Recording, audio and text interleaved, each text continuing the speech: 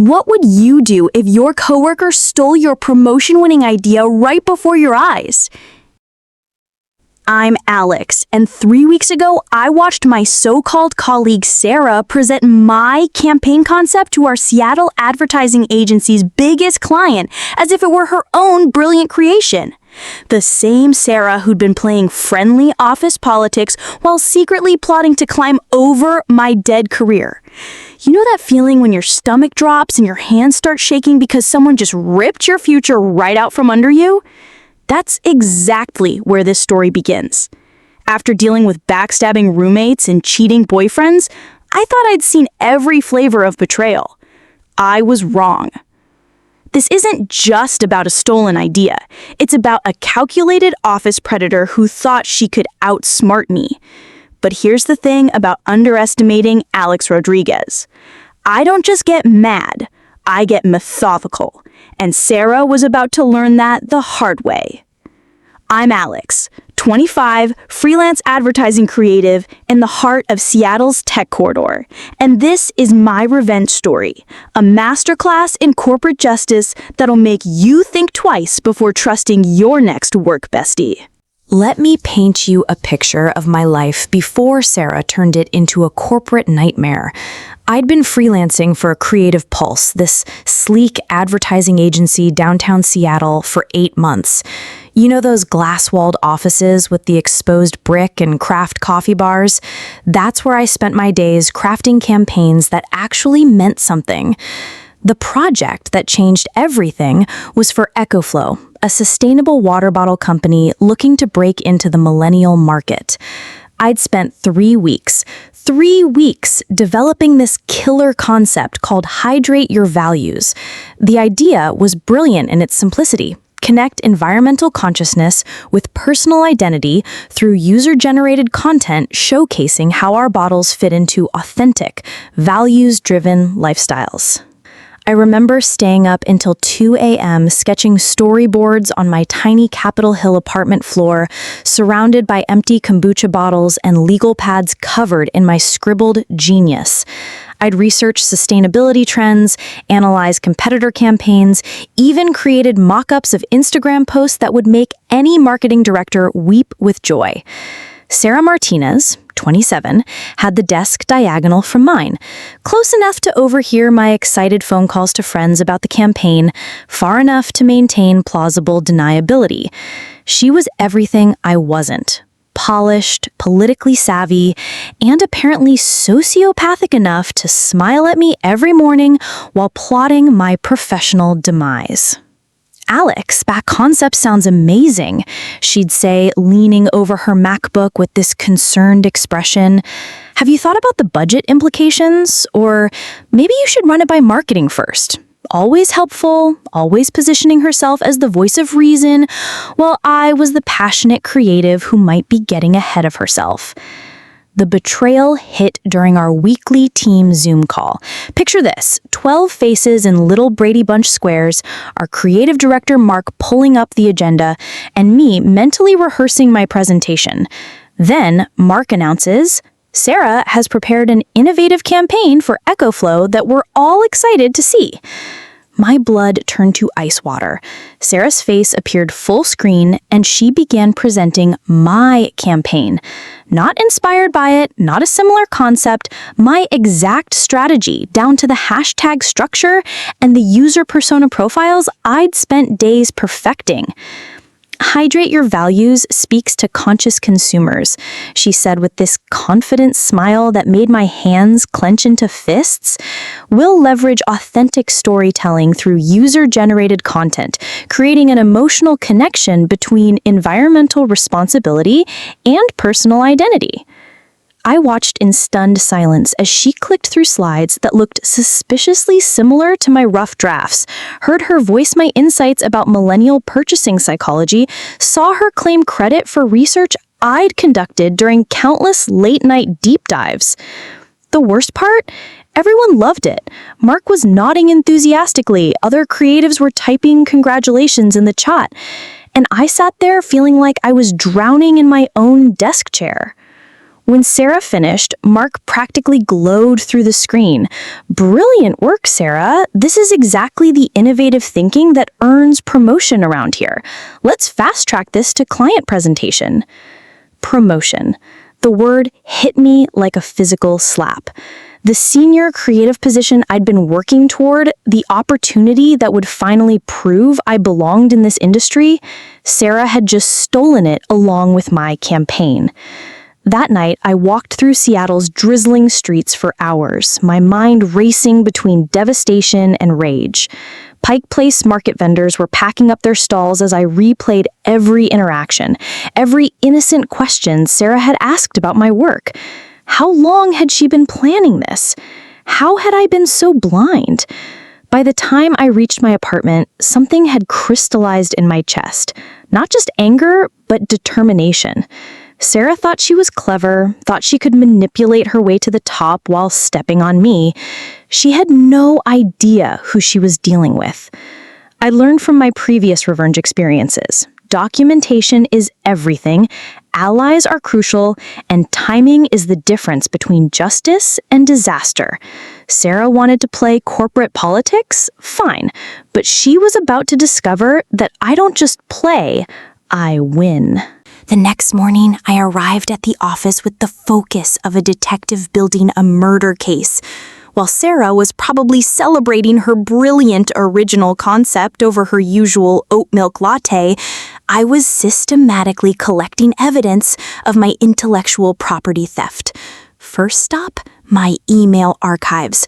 Thank God for my obsessive documentation habits. Every brainstorming session, every research link, every draft concept was time-stamped and saved. I found the original brief I sent myself on March 15th, 2 full weeks before Sarah's presentation. My fingers were trembling as I screenshotted each email, each note, each piece of proof that would expose her fraud. But emails weren't enough. I needed an ally, someone who'd witnessed my creative process. That's where Mike Chen came in. 28, senior graphic designer, and the closest thing I had to a work friend. Mike sat close enough to have overheard my excited planning sessions, professional enough to serve as a credible witness. "Mike," I said, sliding up to his standing desk during his afternoon protein shake break, "remember when I was developing that eco-flow campaign? You saw me working on Hydrate Your Values, right?" His expression shifted from friendly confusion to understanding concern. "Alex, that was your concept. I watched you sketch those user personas for days. Why?" "Because Sarah presented it yesterday as her original work." Mike's protein shake nearly hit the floor. "Are you serious? That's plagiarism. That's career suicide for her if anyone finds out." "They're going to find out," I said, feeling that familiar fire building in my chest. "Will you back me up when I expose this during the client presentation meeting?" Mike nodded immediately. "Absolutely. That's not just unethical, it's theft." Walking away from that conversation, I felt like I had a solid foundation. Documented evidence, reliable witness, and a plan forming in my mind. Sarah thought she was so clever, but she'd made one critical mistake. She'd stolen from someone who fights back. The EcoFlow client presentation was scheduled for Thursday at 2 p.m. in our main conference room. 20 people, including the client's marketing team, our creative director Mark, and of course, Sarah, who'd been basking in pre-presentation praise all week. I'd requested 5 minutes at the beginning of the meeting to provide additional context on the campaign development process. Mark, thinking I was being collaborative, agreed immediately. As people filtered into the conference room, my heart was hammering against my ribs. Sarah looked confident and polished in her burgundy blazer, chatting casually with the clients about market trends. She had no idea what was coming. Before Sarah presents her campaign, I began, standing at the head of the table with my laptop connected to the main screen. I'd like to share some important background information about how this concept was developed. The room quieted.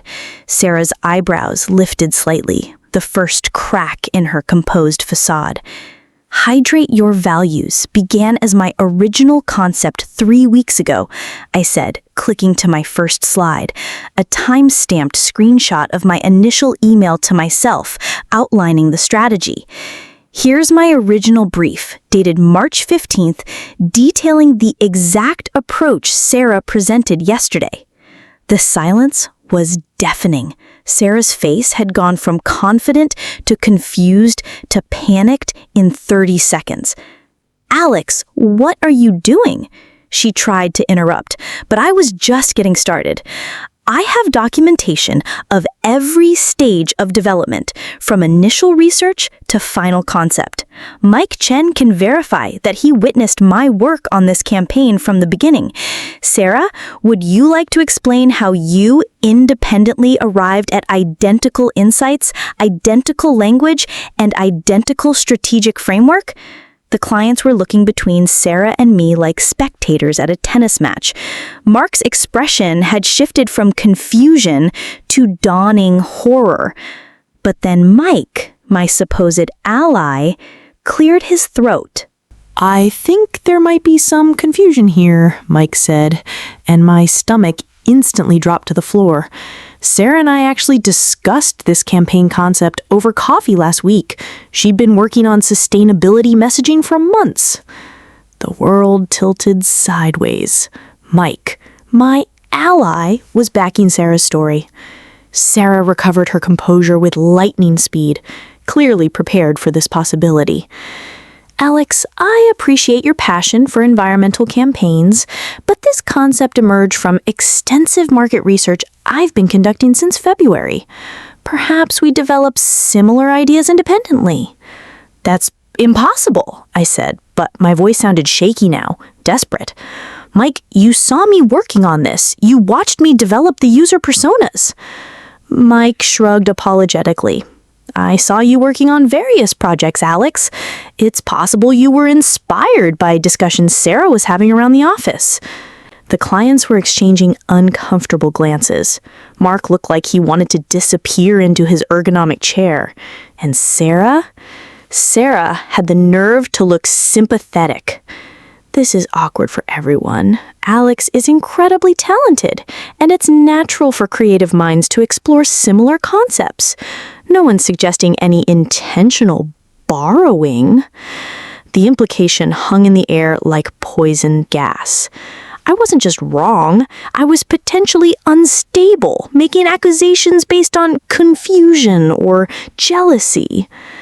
The meeting continued with Sarah presenting her campaign to enthusiastic client approval, while I sat there feeling like my professional reputation was crumbling in real time. How had Mike betrayed me? How had Sarah anticipated my move so perfectly? As people filed out congratulating Sarah on her innovative thinking, I felt more alone than I had ever felt in my professional life. But isolation has a way of sharpening focus. Walking back to my desk, one thought crystallized. If Mike had betrayed me, there had to be a reason.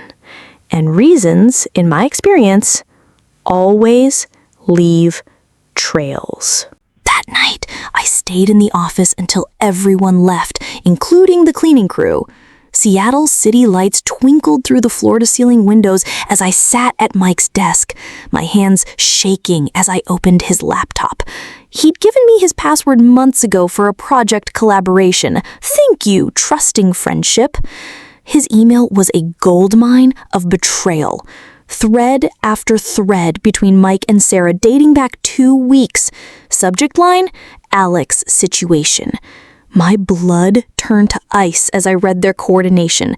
Sarah had approached Mike the day after she stole my presentation, offering him the lead design role on a major upcoming campaign if he supported her story. "She's getting too close to the promotion track anyway," Sarah had written. "This levels the playing field." Mike's response made me physically nauseous. "I feel bad about Alex, but you're right about the competitive landscape. I need that design lead position." They'd planned everything. Mike's strategic coffee meeting with Sarah to establish an alibi, his prepared testimony to undermine my credibility, even backup stories in case I produced more evidence. But here's what Sarah and Mike didn't know about me. I don't just collect evidence, I collect insurance. Every email conversation, every private message, every detail of their conspiracy was now screenshotted and saved to my secure drive. The final piece of their plan was revealed in Sarah's last message. Once the EcoFlow campaign succeeds and Mark sees my strategic thinking, the promotion should be locked up. Alex will probably leave anyway after this embarrassment. Leave? Leave? They thought public humiliation would drive me away? Sarah and Mike had underestimated something fundamental about my character. Betrayal doesn't break me, it transforms me into something more dangerous. Tomorrow's team meeting was going to be very, very interesting. Friday morning arrived with that perfect Seattle drizzle that makes everything feel cinematic. I walked into our weekly team meeting carrying a leather portfolio and wearing my most professional blazer, the navy one that makes me look like I could run a Fortune 500 company. Sarah was already there, practically glowing with post-success confidence. She'd even brought those expensive pastries from the French bakery on Pine Street, the kind of power move that screams, "I'm celebrating my inevitable promotion." Mike sat beside her, looking comfortable in his role as co-conspirator. Mark called the meeting to order, starting with client feedback on recent campaigns. EcoFlow loved Sarah's presentation, he announced. They've approved the campaign for full development. Congratulations, Sarah. Sarah beamed. Mike nodded approvingly. The rest of the team offered polite applause. Actually, Mark, I said, standing up with my portfolio, I have some additional information about the EcoFlow campaign that the team should see. Sarah's smile flickered for just a moment, a micro expression of concern that told me she was remembering my failed presentation attempt. Alex, Mark said carefully, I think we've addressed the confusion about campaign development. This isn't about confusion, I said, connecting my laptop to the main screen. This is about documented conspiracy and intellectual property theft. The room went completely silent. My first slide appeared, screenshots of Sarah and Mike's email thread with timestamps clearly visible. Sarah Martinez and Mike Chen coordinated to steal my campaign and sabotage my credibility. Sarah's face drained of color. Mike looked like he was going to be sick. I clicked to the next slide, Sarah's email admitting she'd approached Mike for false testimony. She's getting too close to the promotion track anyway. This levels the playing field. I read her exact words out loud, my voice steady and clear. That's taken out of context, Sarah stammered, but her voice cracked. Context? I clicked again. Here's Mike's response. I feel bad about Alex, but you're right about the competitive landscape. I need that design lead position. I looked directly at Mike, who was staring at the table like he wanted to disappear through the floor. The next slide showed the timeline. My original concept development, Sarah's theft, their conspiracy planning, Mike's prepared false testimony. Every email, every timestamp, every piece of evidence laid out like a prosecutor's closing argument. Mark's face had gone from confusion to horror to white-hot anger. Sarah, Mike, is this accurate? Neither of them could speak. The evidence was overwhelming, undeniable, and completely damning. Here's Sarah's final message. I clicked to the last slide. Once the EcoFlow campaign succeeds and Mark sees my strategic thinking, the promotion should be locked up. Alex will probably leave anyway after this embarrassment. The silence stretched for what felt like hours. Finally, Mark spoke, his voice tight with controlled fury. Sarah, Mike, you're off the EcoFlow account immediately. Mike, your involvement in this conspiracy is grounds for disciplinary action. I need to see both of you in my office after this meeting. He turned to me, his expression softening slightly. Alex, I owe you an apology, and this company owes you recognition for your original work. The promotion, the recognition, the vindication. Everything Sarah had tried to steal was finally mine. You know what's funny about revenge? Everyone expects it to feel like champagne and fireworks, like some Hollywood moment where the villain gets their comeuppance and you walk away feeling invincible. But sitting in my apartment that night, watching Seattle's lights twinkle through my rain-streaked windows, I felt something more complex than simple satisfaction. Don't get me wrong, seeing Sarah's face crumble when her conspiracy was exposed felt incredibly validating. Watching Mike realize that his betrayal had cost him everything he'd schemed to gain was justice in its purest form. The promotion I'd earned through my own merit, now officially mine, represented more than career advancement. It was proof that integrity doesn't have to finish last. But here's what surprised me. Along with the triumph came this unexpected sense of sadness. Not for Sarah or Mike. They'd made their choices and earned their consequences. The sadness was for the version of myself who'd walked into that office believing that talent and hard work were enough, that colleagues were inherently trustworthy, that playing by the rules guaranteed fair treatment. That innocent version of Alex was gone forever, replaced by someone wiser but warier, someone who documents everything and trusts strategically. Is that growth or loss? Maybe it's both. The EcoFlow campaign launched 3 months later to incredible success. Sustainable water bottles became the must-have accessory for environmentally conscious millennials across the Pacific Northwest. Seeing my concept come to life, knowing that my ideas were making a real impact, reminded me why I'd chosen this career in the first place. Sarah left Creative Pulse 2 weeks after our confrontation, taking a position at a smaller agency across town.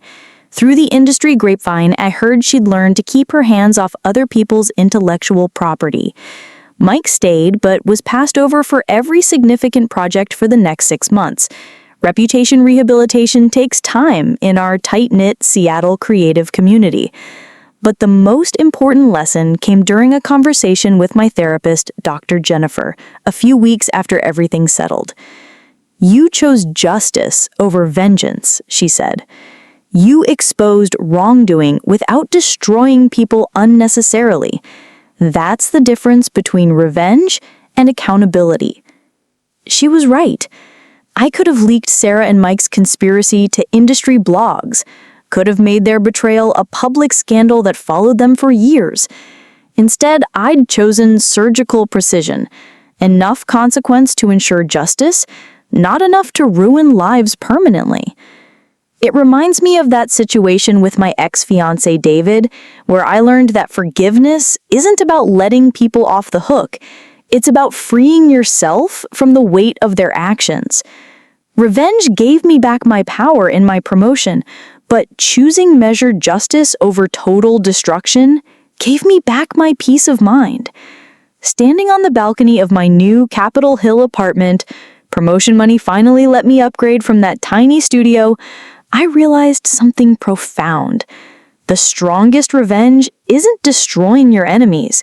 It's building a life so successful and fulfilling that their betrayal becomes just a footnote in your larger story. Have you ever had a coworker steal your ideas? Have you found yourself questioning whether playing fair is worth it in a competitive workplace? Drop a comment below. I'd love to hear how you've handled office politics and professional betrayal. Sometimes knowing we're not alone in these experiences is the most powerful validation of all. All right, let's talk strategy, because if my story taught you anything, it should be that good revenge requires better preparation than your enemies expect. First lesson, documentation is your best friend.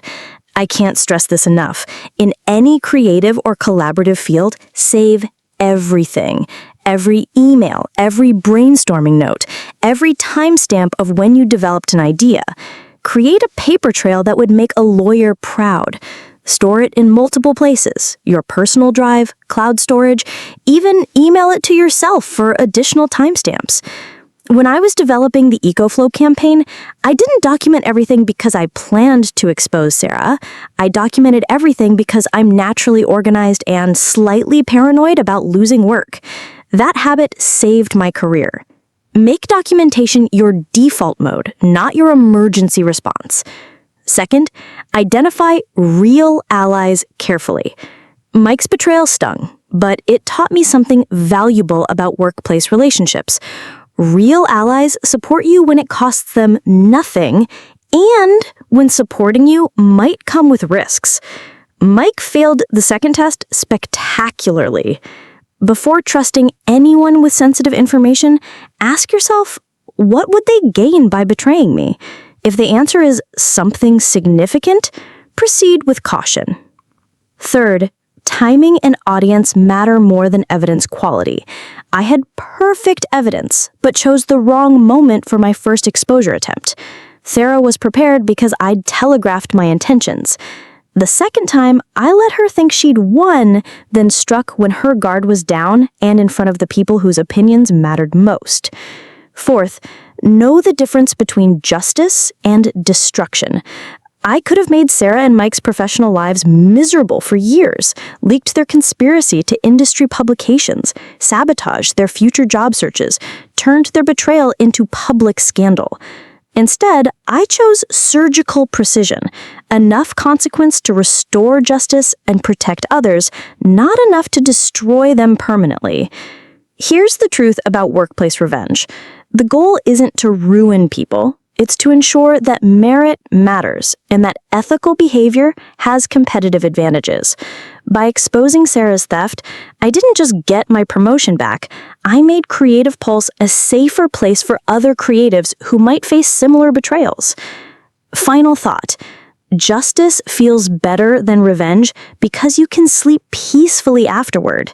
When you choose measured accountability over total destruction, you win twice. Once in the immediate situation, and again every day afterward when you remember that you handled power responsibly. The real victory isn't just getting what you deserved. It's knowing you earned it through integrity, even when others chose manipulation.